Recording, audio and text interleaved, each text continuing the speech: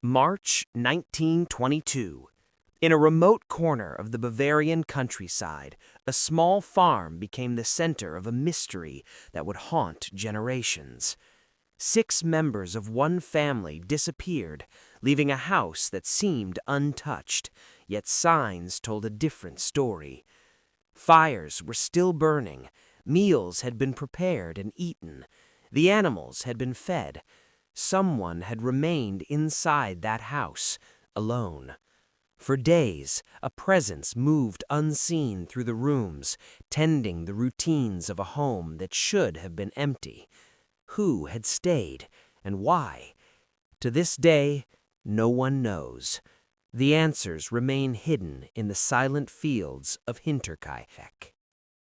Hinterkaifeck was a small farm tucked away near the village of Grobern in the heart of the Bavarian countryside. It was the kind of place where the forest pressed close to the fields, where shadows stretched long and the wind carried sounds for miles. Dense woods surrounded the property on almost every side, and open farmland stretched beyond, broken only by the occasional path leading to a distant neighbor. In the early 1900s, life here moved slowly. Mornings began with the sun climbing above the treetops, with the calls of birds and the lowing of cattle. Children ran through the fields, tending to chores or helping feed the animals. Evenings were quiet, the only sounds the creaking of the farm buildings, the crackle of a fire, and the occasional rustle of the forest. Communication with the outside world was infrequent.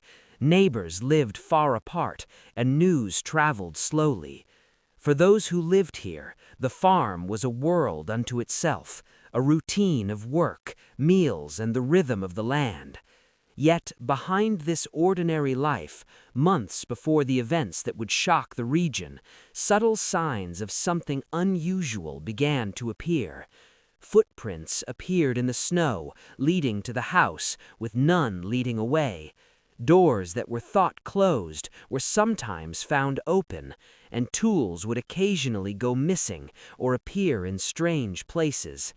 These small, unsettling details might have gone unnoticed in a larger, bustling town, but here, in the isolation of Hinterkaifeck, they became impossible to ignore. Something, or someone, was already present, moving quietly through the farm, observing, lingering, waiting. The story of Hinterkaifeck would begin not with the murders themselves, but with these whispers of unease, the hints that life on the farm was no longer entirely ordinary.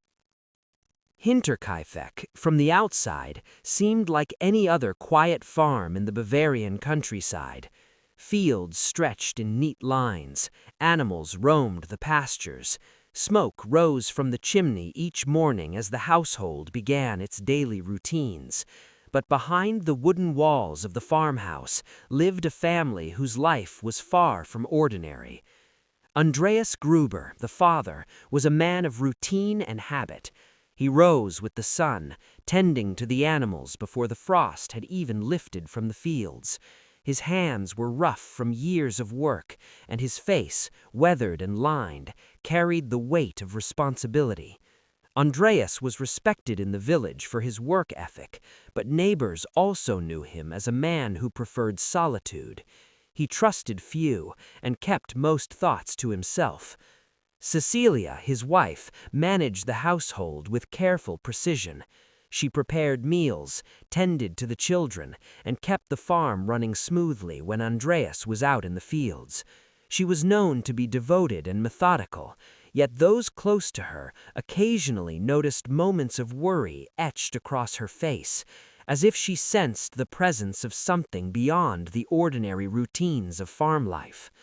Victoria Gabriel, Andreas's daughter, lived at the farm with her own children, Cecilia, named after her grandmother, and Joseph, a bright but quiet boy.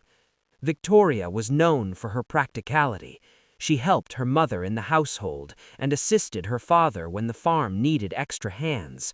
She was protective of her children, keeping them close within the safe boundaries of the farm, Yet even she could not ignore the odd occurrences that had begun to unsettle the household. Recently, a new maid, Maria Baumgartner, had arrived to help with chores. Maria was young and inexperienced, and while she had not known the Grubers long, she quickly observed the routines that shaped life at Hinterkaifeck. She noted the strict order in which tasks were performed, the quiet ways the family interacted, and the subtle tensions that lingered beneath their seemingly calm daily lives. Together, the family and the maid formed a small household, bound by necessity, work, and the rhythm of the farm. Mornings were spent feeding the animals, milking cows, and tending to the fields. Meals were prepared and eaten in quiet coordination. Evenings were filled with chores that ensured the animals were safe and the household prepared for the night. Despite this outward appearance of order, villagers whispered quietly about the Grubers. Some noticed that Andreas rarely visited the village, that he kept to himself more than most. Others mentioned the small arguments overheard behind closed doors, tensions that hinted at underlying friction within the family. Victoria's children were well behaved, but often seen playing alone in the fields, watched from the windows of the house, yet isolated from the rest of the village children. Maria, the new maid, was aware of these undercurrents, though she could not fully understand them. The household had its routines, yes, but there was also a sense that the family carried unspoken worries and anxieties, shadows that seemed to linger just beyond the threshold of ordinary farm life. And yet, to those who passed by or glimpsed the house from afar, Hinterkaifeck was a quiet, hard-working farm family. Nothing about it suggested the events that would soon unfold.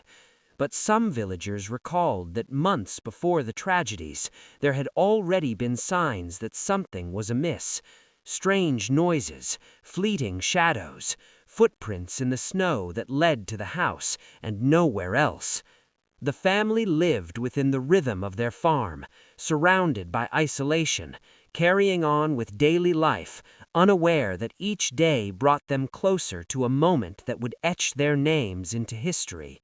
And for those who would later investigate the events at Hinterkaifeck, these details, the routines, the relationships, the small tensions, would become essential in piecing together the story of a family whose ordinary life had been interrupted by the extraordinary and the unknown. As winter deepened, the Gruber family began noticing things that could not be easily explained. One morning, Andreas, rising before dawn as was his habit, stepped outside into the crisp snow to check on the animals. It was then that he noticed something unusual. Footprints, fresh in the soft snow, leading from the surrounding forest directly to the farmhouse. At first, he thought it might be a neighbor or a wandering traveler seeking shelter, but the footprints did not continue beyond the house. They stopped abruptly at the doorstep, as though someone had arrived, entered the home, and simply vanished. There were no marks in the snow to suggest departure. Andreas studied them carefully, tracing the path with his eyes. He found the impossibility of it unsettling, but could not find an explanation. Over the next few days, more subtle and unsettling signs appeared. Late at night, noises could be heard in the attic. Footsteps, soft and deliberate, moved across the beams. Doors creaked as if someone had been inside, though the family slept. At first, the noises were dismissed as the natural sounds of an old farmhouse settling. But as the nights passed, the noises grew more deliberate, more frequent. Tools that had been carefully stored in the barn or workshop would go missing, only to reappear in odd locations, sometimes in the middle of the yard, sometimes inside the house itself. These small occurrences, each seemingly insignificant on its own, began to build a picture that the family could not ignore. Someone or something was moving through their home, unseen. Meals that had been prepared would occasionally be disturbed. The animals, though fed, sometimes showed signs of being tended at hours when no one should have been awake. The family spoke in hushed tones about the strange events. Victoria mentioned that she sometimes felt eyes upon her while she worked. Cecilia noted the sounds in the attic, but could find no cause. Andreas, usually practical and level-headed, began to feel unease gnawing at him. The footprints in the snow, the missing tools, the noises in the attic, they all pointed to the same unnerving conclusion. The family was not alone, even when they believed they were. Hinterkaifeck, with its isolation and quiet routines, had become a place where ordinary life and unexplained presence collided. Days later, Andreas decided to investigate the attic. What he discovered there would make the situation even more disturbing. Objects had been moved in a pattern he did not recognize. Signs suggested that someone had spent time in that upper space, carefully observing, perhaps even hiding. The realization weighed heavily. The family was not alone, even when they believed they were. Hinterkaifeck, with its isolation and quiet routines, had become a place where ordinary life and unexplained presence collided. And for Andreas, each discovery was a warning that the ordinary rhythms of the farm were now entangled with something that refused to be seen, but could not be ignored. It began to feel, undeniably, as though someone had been living among them, watching, moving, present in the shadows of their everyday life. The question remained, who was it, and how long had they been here? Each day, each creaking floorboard, each misplaced object drew the Grubers further into a reality they could neither see nor understand, a mystery that was growing around them like the long shadows of the winter forest. The unease that had settled over Hinterkaifeck did not remain confined to the family alone. Months before the tragic events, the farm had already claimed the attention of those who lived nearby. The previous maid, who had worked at the household, left suddenly, her departure marked by hurried whispers and a nervous urgency that villagers would later recall. She told them that the farm felt strange, that it carried a presence she could not name, something that lingered in the shadows of the house and watched from unseen corners. Her words were dismissed by some as the fears of a young woman alone in a remote household, but for others, her departure was an early warning. Andreas Gruber, a man of practicality and routine, did not ignore the signs. He spoke cautiously with neighbors about the strange occurrences he and his family had noticed: footprints in the snow leading to the house with none returning, doors left open without explanation, tools disappearing and reappearing, and the subtle, unexplained noises that sometimes echoed through the attic at night. Yet, despite recounting these oddities, Andreas found no answers, only a quiet curiosity and occasionally skepticism from those he spoke to. Some villagers shrugged, attributing the events to the isolation of the farm, the natural sounds of old buildings settling, or perhaps overactive imaginations. Still, the signs persisted. Small objects were moved from their places, meals were sometimes disturbed, animals were tended at times when the family could not explain who had been there. Each passing day added to the tension, a slow accumulation of evidence that the household was not entirely alone. The Grubers, aware of the warnings and the whispers from neighbors, chose to remain on the farm. They continued their daily routines, tending the fields, feeding the animals, and maintaining the house. Their lives outwardly appeared normal, but beneath that surface, an invisible presence seemed to move closer with each day. The very air of Hinterkaifeck seemed to carry a weight, a quiet observation, as though every step, every sound, every flicker of the fire was being noted. Villagers began to notice oddities as well.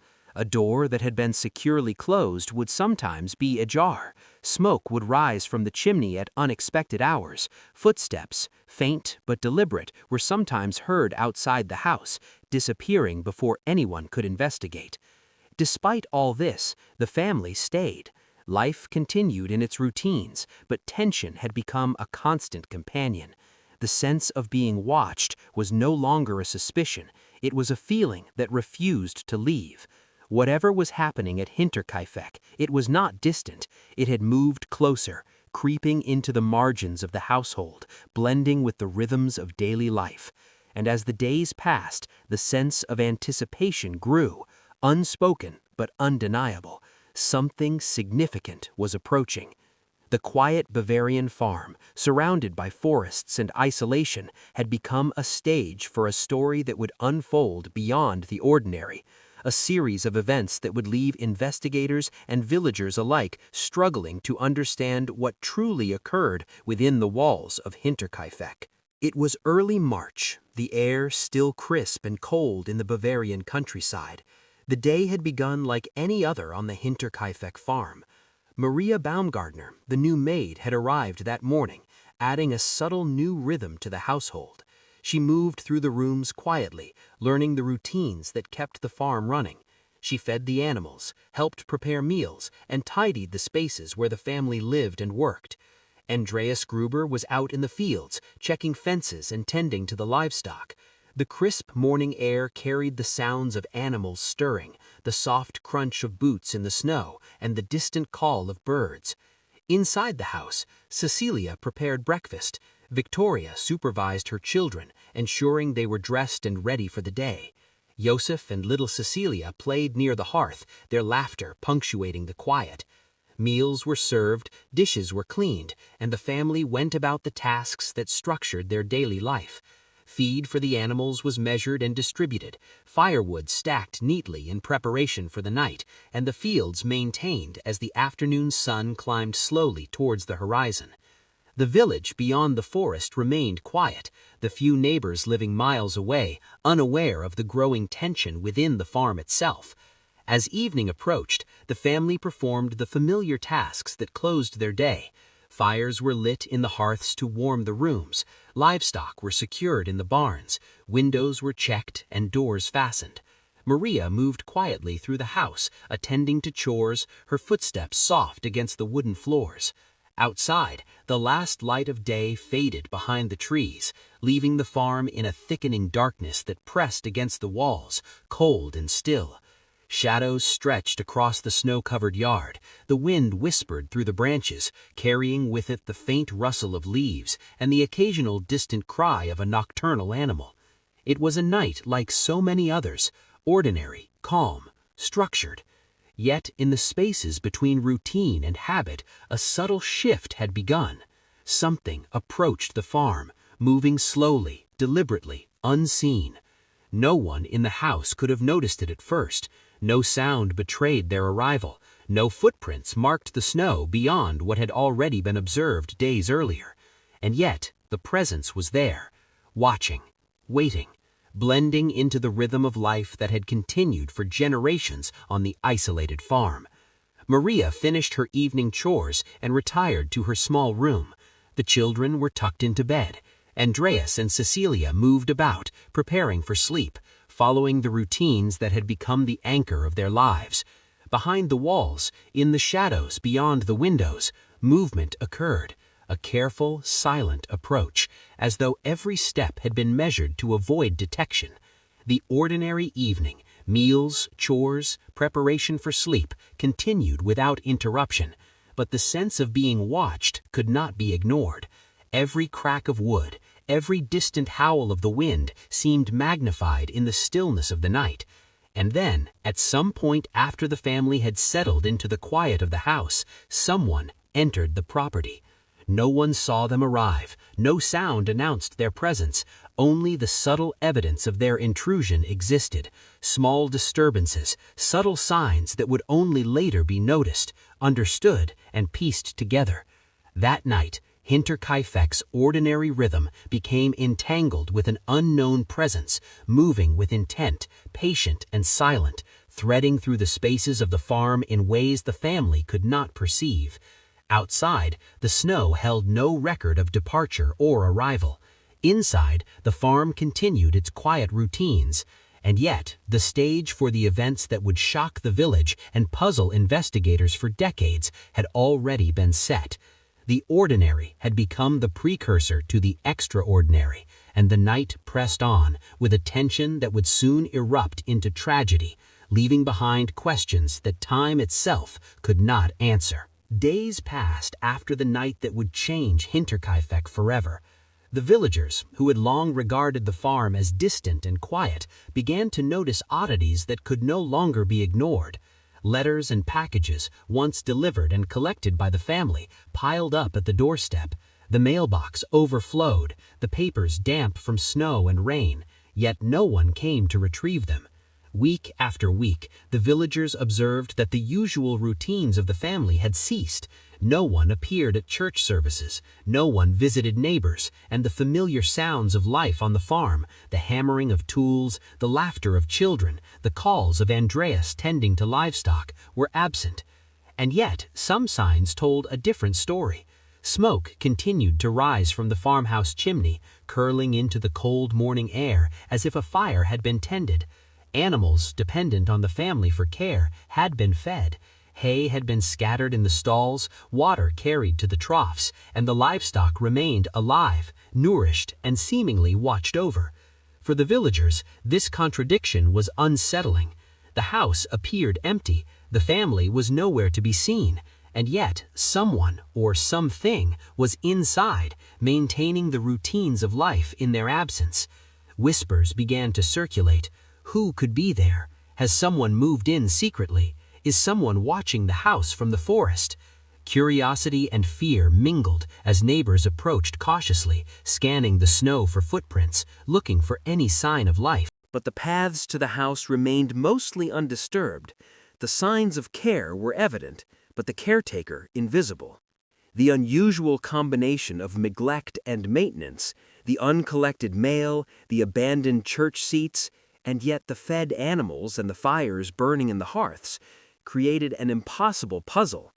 Each observation added to the growing unease. Every villager who approached the farm felt the same chilling thought. If everyone in the house was gone, who was feeding the animals? The question lingered in the air like the cold morning fog that settled over the farm, heavy and unyielding. Slowly, the villagers realized they could not solve the mystery themselves. A pattern emerged.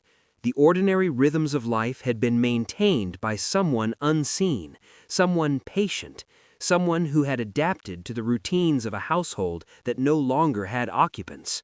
The discovery was unsettling, not for what had been taken, but for what continued to exist, life being preserved without its caretakers. And as the days stretched on, the ordinary curiosity of neighbors transformed into a growing dread. Something had penetrated the walls of Hinterkaifeck, something that had watched, waited, and moved among the family's lives without their knowledge. And in that absence, in the silence of a home that should have been empty, the first real signs of a larger, darker reality began to emerge, one that would soon shock the entire village and remain a mystery for decades. When the villagers finally entered the property, the true horror of Hinterkaifeck revealed itself. The barn, a place that had once held the family's animals and stored tools, became the first stage of a discovery that would haunt those who saw it. Bodies were found. At first, it was difficult to comprehend. The mind tried to reject what the eyes had already confirmed. Andreas Gruber, Cecilia, Victoria, and the children, lifeless, unresponsive, each bearing marks of violence. The scene was quiet, almost deceptively so, yet every detail screamed the reality of what had occurred. Some victims had been found in the barn, others inside the house. Each location told a different story, yet all pointed to the same terrifying fact. Life had been taken from this family in a manner both swift and deliberate. The weapon used was gruesome in its simplicity. A mattock, a tool normally meant for digging and farm work, had been transformed into an instrument of death. Its traces were everywhere, a chilling reminder that a familiar object had become something unthinkable. But as investigators carefully examined the scene, taking in the silent bodies, the signs of struggle, the way the home was violated, a discovery emerged that made the horror even deeper. Someone had remained in the house after the murders. Evidence appeared in small, almost mundane details. Meals had been partially eaten, as though someone had continued the routines of life despite the absence of the family. Fires had been maintained in the hearths, a warmth kept alive for a household no longer present. The animals, though fed and tended to, carried no sign of the intruder, as if the presence moved carefully, deliberately, blending into the rhythms of the farm. Investigators, trained to look for patterns and signs, could not initially grasp the meaning of this. The killers had not left immediately. Someone, or perhaps the same individual, had remained in the house, moving through the home and its grounds, invisible yet present, tending to the life that should have ended with the family. This discovery, life persisting in the absence of the family, would haunt those who came after, and it would set Hinterkaifeck apart from every other crime investigators had encountered. A family murdered, yet the house remained alive with the touch of someone unseen, creating questions that would never be fully answered. As news of the tragedy at Hinterkaifeck spread through the village, the local authorities were alerted, and investigators began arriving at the remote farm. The journey itself was difficult. The snow-covered paths and dense forests surrounding the property slowed every step.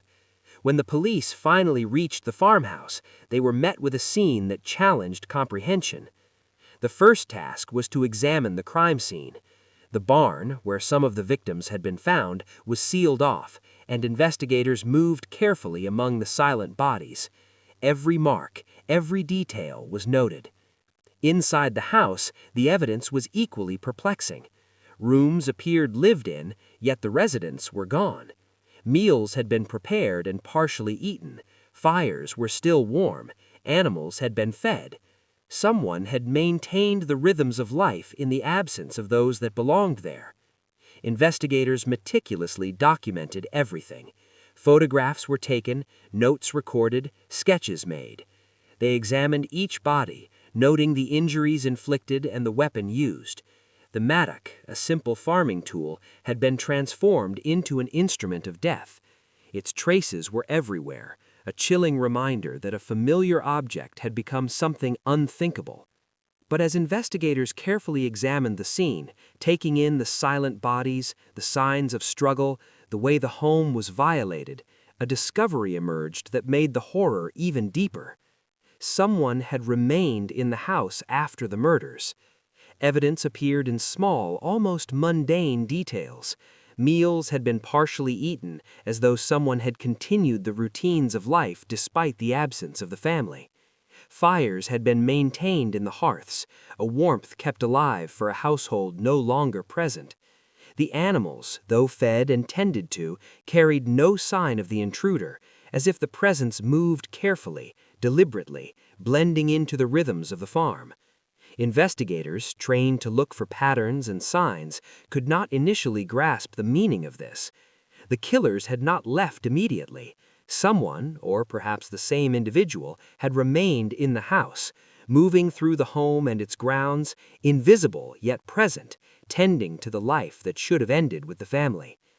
This discovery, life persisting in the absence of the family, would haunt those who came after, and it would set Hinterkaifeck apart from every other crime investigators had encountered. A family murdered, yet the house remained alive with the touch of someone unseen, creating questions that would never be fully answered. As news of the tragedy at Hinterkaifeck spread through the village, the local authorities were alerted, and investigators began arriving at the remote farm. The journey itself was difficult. The snow-covered paths and dense forests surrounding the property slowed every step. When the police finally reached the farmhouse, they were met with a scene that challenged comprehension. The first task was to examine the crime scene. The barn, where some of the victims had been found, was sealed off, and investigators moved carefully among the silent bodies. Every mark, every detail was noted. Inside the house, the evidence was equally perplexing. Rooms appeared lived in, yet the residents were gone. Meals had been prepared and partially eaten. Fires were still warm. Animals had been fed. Someone had maintained the rhythms of life in the absence of those that belonged there. Investigators meticulously documented everything. Photographs were taken, notes recorded, sketches made. They examined each body, noting the injuries inflicted and the weapon used. The mattock, a simple farming tool, had been transformed into an instrument of death. Its traces were everywhere, a chilling reminder that a familiar object had become something unthinkable. But as investigators carefully examined the scene, taking in the silent bodies, the signs of struggle, the way the home was violated, a discovery emerged that made the horror even deeper. Someone had remained in the house after the murders. Evidence appeared in small, almost mundane details. Meals had been partially eaten, as though someone had continued the routines of life despite the absence of the family. Fires had been maintained in the hearths, a warmth kept alive for a household no longer present. The animals, though fed and tended to, carried no sign of the intruder, as if the presence moved carefully, deliberately, blending into the rhythms of the farm. Investigators, trained to look for patterns and signs, could not initially grasp the meaning of this. The killers had not left immediately. Someone, or perhaps the same individual, had remained in the house, moving through the home and its grounds, invisible yet present, tending to the life that should have ended with the family. This discovery, life persisting in the absence of the family, would haunt those who came after, and it would set Hinterkaifeck apart from every other crime investigators had encountered. A family murdered, yet the house remained alive with the touch of someone unseen, creating questions that would never be fully answered. As news of the tragedy at Hinterkaifeck spread through the village, the local authorities were alerted, and investigators began arriving at the remote farm. The journey itself was difficult. The snow-covered paths and dense forests surrounding the property slowed every step. When the police finally reached the farmhouse, they were met with a scene that challenged comprehension. The first task was to examine the crime scene. The barn, where some of the victims had been found, was sealed off, and investigators moved carefully among the silent bodies. Every mark, every detail was noted. Inside the house, the evidence was equally perplexing. Rooms appeared lived in, yet the residents were gone. Meals had been prepared and partially eaten. Fires were still warm. Animals had been fed. Someone had maintained the rhythms of life in the absence of those who belonged there. Investigators meticulously documented everything. Photographs were taken, notes recorded, sketches made. They examined each body, noting the injuries inflicted and the weapon used. The mattock, a simple farming tool, had been turned into a weapon, its traces present on both bodies and the surrounding environment. Witnesses were interviewed in the village. Neighbors recounted unusual events in the weeks leading up to the murders. Footprints in the snow, strange noises in the attic. The previous maid leaving suddenly, claiming the house was strange, even haunted. Some villagers recalled seeing shadows near the farm late at night, figures that vanished before anyone could approach. Each testimony added pieces to a puzzle, but the overall picture remained unclear. Suspicion fell on various individuals, yet no one could be definitively linked to the crime. Some suggested a robbery gone wrong. Others speculated about family disputes or personal grudges. A few whispered of someone secretly living on the property, moving unseen among the family. Investigators tried to make sense of the conflicting stories. They examined every possible clue, retraced steps, and followed footprints. Yet the more they uncovered, the more questions emerged. The mattock, the weapon discovered on the farm, was analyzed in relation to the wounds, but it revealed nothing about the identity of its wielder. No fingerprints, no trace evidence, no witnesses had been able to see the perpetrator. Yet the most troubling element continued to overshadow the investigation, the evidence that someone had remained in the house after the murders. Fires had been stoked, Meals had been eaten, animals had been cared for. Whoever had committed these acts had stayed, moving quietly through the home, blending into the life that had continued in absence of the family. Investigators were confronted with a chilling question, one that would remain unresolved for decades. Who had stayed on the farm afterward? Every lead, every potential suspect brought them closer to understanding the sequence of events, but never fully to the person responsible. Hinterkaifeck was not merely the site of a horrific crime, it was a mystery compounded by the behavior of the unknown presence that lingered after the tragedy. The evidence was tangible, yet incomplete. The witnesses had stories, but none had seen the full picture. The crime scene offered clues, but the answers remained just out of reach. And as investigators worked, retracing the steps of the unknown intruder, they realized that this was not a case that could be solved with simple logic or routine police work. The farm, the family, and the presence that had lingered all created a puzzle that would haunt those involved for the rest of their lives. Hinterkaifeck had become more than a crime scene.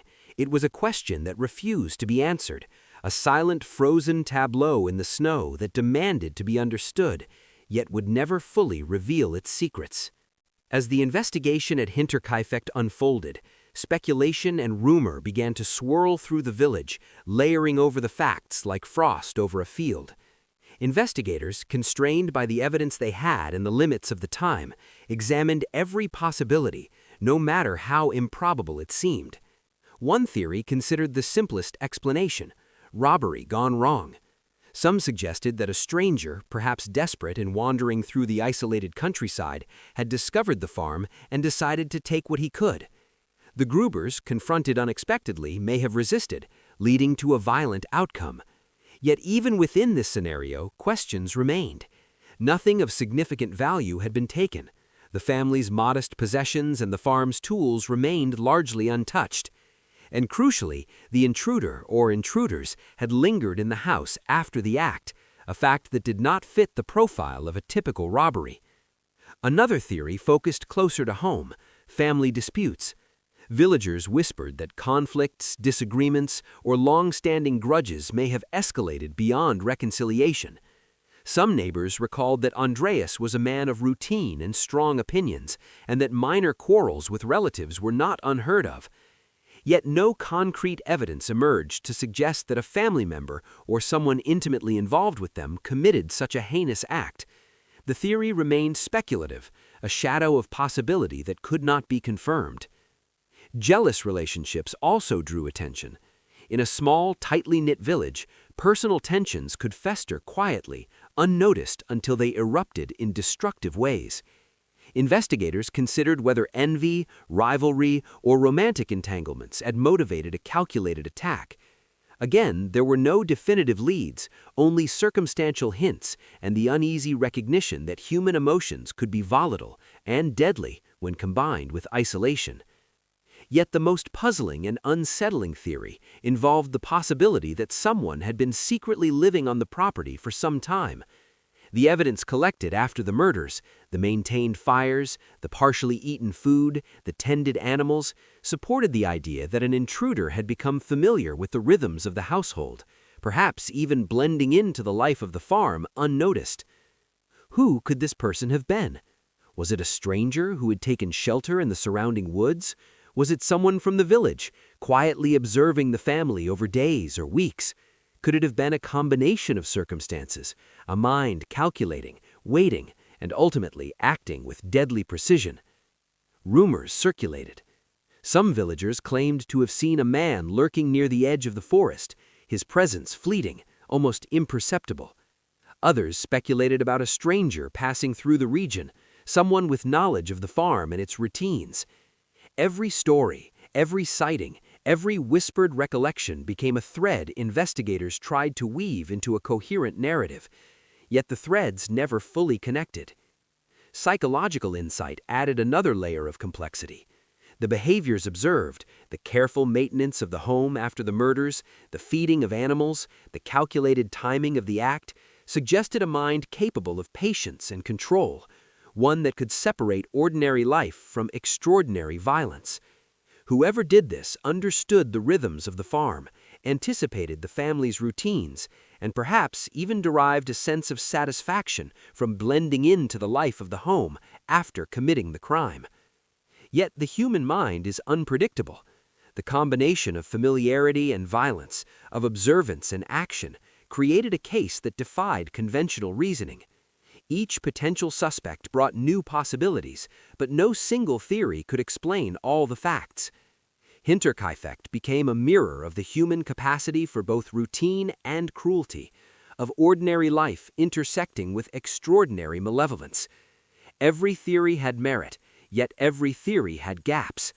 Investigators were left with fragments, footprints in the snow, the maintained fires, whispers from villagers, and the haunting sense that someone had moved undetected among the living and the dead.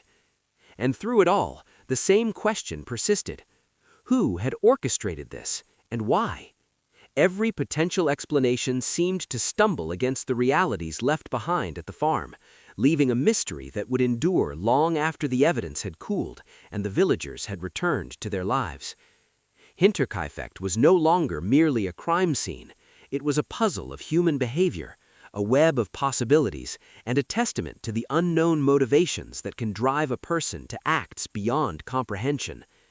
The answers, it seemed, lay just beyond reach, obscured by silence, time, and the very cleverness of someone who walked unseen among the living, even after death had claimed the family. Despite the painstaking work of investigators, Hinterkaifeck remained a puzzle that refused to be completed. From the moment authorities arrived, the investigation faced immense challenges. The crime scene, already disturbed by villagers and curious onlookers, had been altered in subtle ways that complicated any attempt to reconstruct the events. Footprints in the snow had been partially trampled, doors had been opened and closed, fires had been maintained, meals consumed, each ordinary action inadvertently contaminating critical evidence. Forensics in 1922 were in their infancy. The tools available to investigators were rudimentary compared to modern standards. Fingerprints could only reveal so much, and the concept of trace evidence, the microscopic fibers, hair, and DNA that modern science could examine, simply didn't exist. Investigators relied on eyewitness accounts, physical inspection, and careful documentation, but the limitations of the era left gaps that could never be bridged. Witnesses, meanwhile, provided conflicting and often confusing stories. Some villagers claimed to have seen strangers near the farm. Others insisted they had observed nothing unusual. Memories faded, details became inconsistent, and small contradictions grew into walls of uncertainty. Each testimony, while potentially valuable, also introduced the possibility of error. Investigators pursued every lead. They questioned former employees, neighbors, and even distant relatives. They examined the surrounding forests for signs of intruders. They traced unusual movements and attempted to piece together the days leading up to the murders. Yet the further they looked, the more elusive the truth became. Decades passed, and the case was revisited multiple times by different authorities. Each examination brought new theories, new potential suspects, and renewed hope that someone, finally, might unravel the mystery. Yet every investigation ended with the same frustration. No definitive answers could be. The question of who had stayed in the house after the murders remained particularly troubling. Investigators could theorize, but they could not prove it. No witness could confirm the identity of the intruder. No clue led conclusively to a suspect. The killer, or killers, had left almost no trace of themselves, beyond the chilling evidence of the murders and the eerie continuation of the household's routines. And so, despite decades of scrutiny, Hinterkaifeck became more than a crime. It became a symbol of the limits of human understanding. The bodies were discovered, the evidence examined, the witnesses heard, but the story remained incomplete. Villagers, investigators, and historians alike have returned to the case again and again, piecing together fragments, imagining motivations, trying to answer questions that have no resolution. Even today, more than 100 years later, the killer was never officially identified. The mystery persists, frozen in time like the snow that once covered the farm, leaving Hinterkaifeck as one of the most chilling unsolved crimes in history. A case that challenges reason, defies explanation, and continues to captivate the imagination of anyone who hears its story. Today, Hinterkaifeck no longer exists. The farmhouse and its outbuildings, once the setting for ordinary life and then unimaginable horror, were demolished decades ago. The land, returning slowly to quiet farmland, carries only the faintest echoes of what happened there. Yet the memory of the farm refuses to fade. The questions remain, lingering like the winter mist that once settled over the snow-covered fields. Who left those footprints in the snow leading to the house and never away? Who moved unseen through the rooms and hallways, hiding in the shadows of the attic, observing the family's lives, unnoticed and patient? And who stayed inside that house after 6 lives had been taken, tending fires, feeding animals, maintaining the ordinary routines of a household that no longer existed? Hinterkaifeck is more than a crime. It is a story that challenges understanding, a tableau of life, death, and the unknown, frozen in time. The details, the footprints, the fires, the partial meals, the tended animals, speak of presence and intention, yet the identity of the person responsible remains a mystery. Decades of investigation, countless theories, and the passage of more than a century have failed to provide answers. The murders themselves are horrifying enough, yet it is the lingering presence, the person who remained, that makes this case unforgettable. Hinterkaifeck reminds us of the fragility of life, the isolation of those who live at the edges of the world, and the ways in which ordinary routines can be turned into instruments of fear. More than 100 years later, the Hinterkaifeck murders continue to haunt the imagination, leaving behind questions that have never been answered, and a mystery that refuses to die. Even today, when the wind sweeps across the fields and the snow settles in silence, one cannot help but wonder, who was there that night and why did they linger? The answers may never come, and perhaps that is the enduring legacy of Hinterkaifeck. More than 100 years later, the Hinterkaifeck murders remain one of the most chilling unsolved crimes in history.